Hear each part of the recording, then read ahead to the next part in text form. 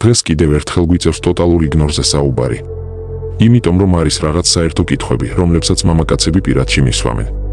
პირველი რითაც უნდა დავიწყოთ, ტოტალური იგნორი არის ინსტრუმენტი, რომლითაც შენახდენ დომინირების ინვერსიას. შესაბამისად, ამ ინსტრუმენტს შეგიძლია მიმართო როგორც შიგნით ურთიერთობაში, რომ გაიძლიერო პოზიციები, ისევე დაშორების შემდეგაც ურთიერთობის რეანიმირების მიზნით. სინამდვილეში იმ კითხვებზე პასუხი, რომლებსაც მისვამენ, ძალიან მარტივია. მაგრამ სიტუაციას ართულებს შიში. მამაკაცს ეშინია ქალის დაიგნორების. ის ხომ ძალიან პრინციპულია, სულ ფეხებზე დამიკიდებს, მასზე არ იმუშავებს იგნორი. აი ეს და მსგავსი აზრები გაწუხებთ. მეორე ყველაზე გავრცელებული კითხვა არის, რამდენი ხანი შეიძლება გაგრძელდეს იგნორი. და თავისთავად ამ კითხვასაც შიში იწვევს. რადგან თუ შენ ჰაჩიკოსავით ელოდები ქალს, შენ უფრო გამოდიხარ დაიგნორებული, ვიდრე ის. მოკლედ, ახლა თანმიმდევრულად მივყვებით და დეტალურად გავარჩევთ ამ და კიდევ სხვა საკითხებსაც, რაც ეხება იგნორს. პირველი და მთავარი რაც უნდა გახსოვდეს, ტოტალურ იგნორს არ აქვს ბოლო გამოყენების ვადა, ანუ იგნორს ვადა არ გასდის. თუ შენ დაიწყე ტოტალური იგნორი, ქალი ადრე თუ გვიან აუცილებლად გამოვა იგნორიდან. მაგრამ არსებობს გარკვეული ფაქტორები, რომლებიც იგნორის ხანგრძლივობაზე ახდენს გავლენას. თუ შენ ურთიერთობაში ყველა პოზიცია დათმე და თუ ქალმა შენს მიმართ ბოლომდე დაკარგა ინტერესი, მაშინ მინიმუმ 2 თვე გაგრძელდება იგნორი. ოღონდ მინიმუმ 2 თვე.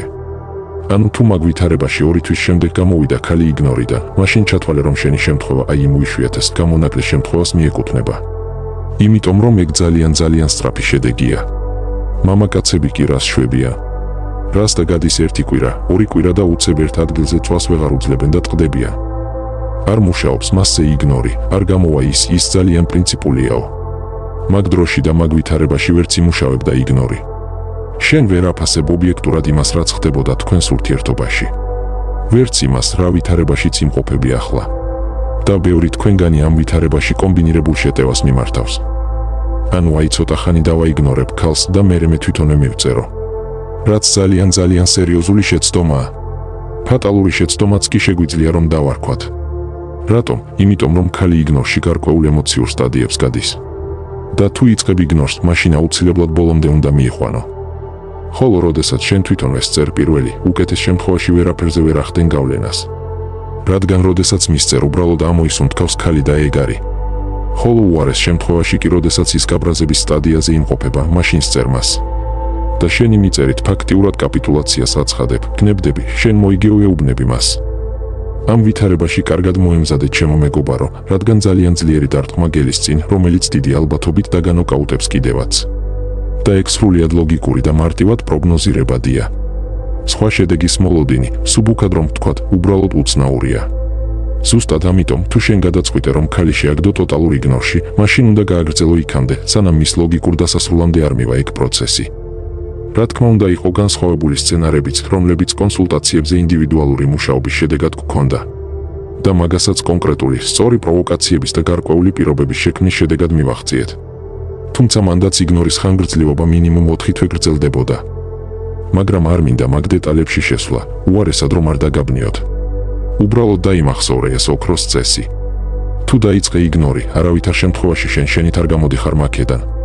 ხოლო თუ არ გაქვს დაიგნორების ერთი ადგილი, მაშინ არც უნდა დაიწყო.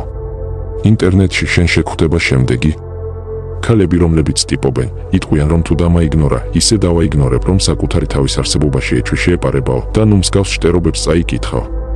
თუმცა მასეთ ქალებზე განუზომლად უფრო ეფექტურად მუშაობს იგნორი. ხოლო ვინც ურთიერთობებზე საუბრობს, უბრალოდ ბლოგერი იქნება თუ ფსიქოლოგი, გეტყვის რომ იგნორი ზოგჯერ მუშაობს, ზოგჯერ არა. შენ აქტიური ქმედებებით უნდა დაანახო ქალს რომ ის გიყვარს და მზად ხარ რომ დაიბრუნო, მზად ხარ რომ ყველაფერი შეცვალო. ჩნდება კითხვა, რანაირად აპირებ რამის შეცვლას. და რა თქმა უნდა შემდეგ გაძლევენ იმ ბანალურ რჩევებს, რომლებითაც შენ 27 დღეში ზებუნებრივ ადამიანად გადაგაქცევენ. და ეს ყველაფერი სასაცილოც კი აღარ არის. აი ახლა კარგად მომისმინე ჩემო მეგობარო. მე გეუბნები ლოგიკურ თანმიმდევრობას. თუ შენ ქალმა მიგატოვა, ეგ იმიტომ მოხდა რომ შენს თავში მისი მნიშვნელობა გააბუქე.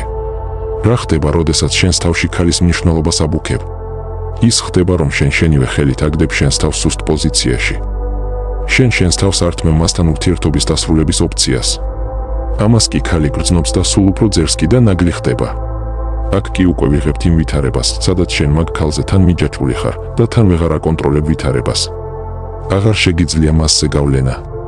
მაგ ვითარებაში უკვე შენი გინებები და ბაბუინური მუქარები ქალზე აღარ მუშაობს. პირიქით, ერთის მხრივ უკვე დაისუსტე პოზიცია, ხოლო მეორეს მხრივ აქეთ აძლევ ქალს მიზეზებს, რომ დაგშორდეს. და გშორდება კიდევაც. შესაბამისად, პირველი რითაც და რატომაც უნდა დაიწყო იგნორი, არის შენს თავში ქალის მნიშვნელობის დაქვეითება. ხოლო ეგ ვერ მოხერხდება თუ შენ სულ მასზე იფიქრებ და მით უმეტეს თუ მასთან კონტაქტზე გახვალ. იმიტომ რომ მაგ ვითარებაში შენს თავის ქალაში უკვე შექმნილი ნეირონთა კავშირებში ატარებ იმპულსებს, რომლებიც მასთან არის დაკავშირებული. ანუ ჩვენ მივედით იმ ვითარებამდე, რომ შენ სხვა გზა უბრალოდ აღარც გაქვს. ყველა დანარჩენი რჩევა იმიტომ გეჩვენება უფრო ტკბილად, რომ გექმნება ის ილუზია, რომ დღეს და ახლა, აი ასე უცებ შენი ემოციური მდგომარეობა ჰოპ და მოწესრიგდება. ანუ შენ გინდა რომ გაექცე მაგ ტკივილს. მაგრამ მერწმუნე რომ ვერსად გაექცევი. მაგ მიდგომით პირიქით უფრო ზრდი მაგ ტკივილის ინტენსიურობასაც და ხანგრძლივობასაც. თუ წახვალ იმ გზით, რომელსაც მე გთავაზობ, მიიღებ შედარებით ნაკლებ ტკივილს, თუმცა პიროვნულად გაძლიერდები და გაუმჯობესდები. ხოლო თუ ნებისმიერ სხვა გზას აირჩევ, არც ეგ არის პრობლემა. ეგ მხოლოდ იმას ნიშნავს, რომ ჯერ ცხოვრებას საკმარისად არ უცემი ხარ და აუცილებლად კარგად უნდა გაგლახოს, რომ აზრზე მოხვიდე. ზუსტად ამიტომ ტოტალური იგნორი თავის თავში მოიცავს ძალიან ბევრ დადებით ფაქტორს, რომელიც შენ გაძლიერებს, მენტალურად გამწიფებს, უარის თქმას გასწავლის, თავშეკავებას გასწავლის. და კიდევ ბევრი დადებითის ჩამოთვლა შეგვიძლია. მოდით უფრო გავამარტივებ სიტუაციას. ოდესღაც თქვენ გაიცანით ერთმანეთი და დაიწყეთ ურთიერთობა. მაგ დროს შენ იკავებდი ძლიერ პოზიციას, ქალი კი სუსტს. და რადგან იმ ვითარებამდე მივიდა საქმე, რომ შენ დაისუსტე პოზიცია და ქალმა მიგატოვა, ეგ შემთხვევით არ მომხდარა. ეგ მხოლოდ ერთის მანიშნებელია, რომ შენ თავიდანვე სუსტი იყავი, უბრალოდ ქალსაც შეყვარებულობას წყუროდა და მან მოახდინა შენი იდეალიზაცია. მან გააბუქა თავის თავში შენი მნიშვნელობა და დაგსვა მეფის ტახტზე.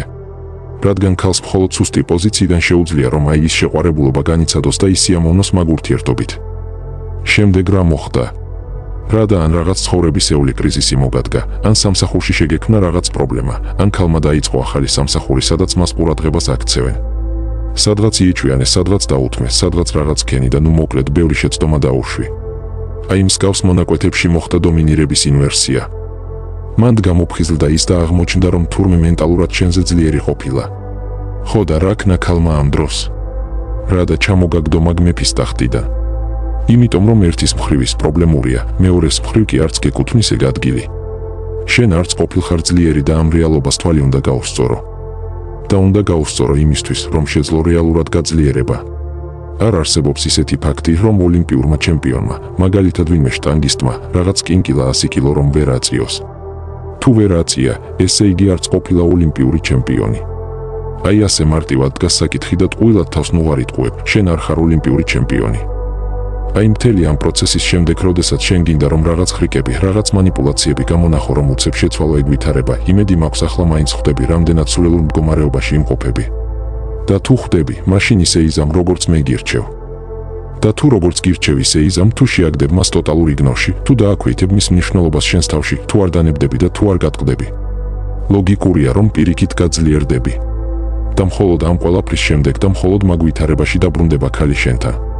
იმიტომ რომ მთელ ამ პროცესს რომ გაივლი, მერე უკვე რეალურად დაიმსახურებ მეფის ტახტს. და აი აქ უკვე შენ ჩადგები შემფასებლის პოზიციაში და დაფიქრდები ღირს თუ არა მისი დაბრუნება და მასთან ურთიერთობის განახლება. თუმცა ეს უკვე სულ სხვა საკითხია. მაგრამ უმეტეს შემთხვევაში რამდენად ბავშვურად იქცევით ხოლმე გეტყვით ახლა.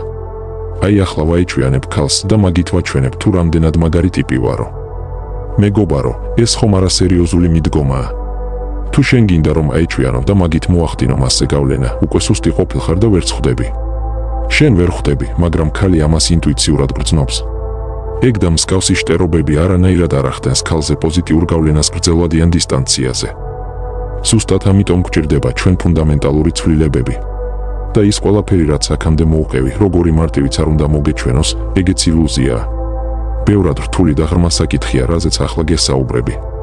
ამიტომ, როდესაც მე გთავაზობ ტოტალურ იგნორს, ეგ არის პროგრამა მინიმუმი იმისთვის, რომ შენ დაიწყო მენტალური გაძლიერება. და მეორეს მხრივ, სხვა გზა აღარც გაქვს. და ისე ნუ მისვამ კითხვას, რომ დავაიგნორო იმუშავებს თუ არაო, თითქოს და სხვა გზა გქონდეს. შენ უკვე იცი, რომ იგნორზე მაქვს დახურული ვიდეო კურსიც, სადაც დეტალურად მაქვს გარჩეული, თავისი გრაფიკებითა და დინამიკით რა სტადიებს გადის ქალი ტოტალურ იგნორში. როდის და როგორ ჯობია რომ შეაგდო ქალი იგნორში. რა ტიპის რეაქციებზე არ უნდა მოტყუდე და არ უნდა დაარღვიო იგნორი. როდის არის რეალურად გამომცხვარი და მომზადებული იმისთვის, რომ გამოიყვანო იგნორიდან და კიდევ ბევრი მნიშვნელოვანი დეტალი მაქვს გარჩეული, რომელიც ამ წამსვე შეგიძლია შეიძინო და შეიმეცნო. ზოგი მამაკაცი ვიდეო კურსებზე მეკითხება ხოლმე, რამდენად მიღირს კიდვაო. აი ასეთებიც კი ხდება ხოლმე.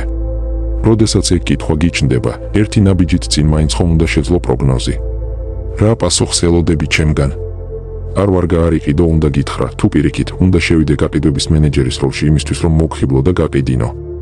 ხომ ხვდებით, რომ აბსურდულად ჟღერს ეს ყველაფერი? მოდით პირდაპირები და გულწრფელები ვიყოთ.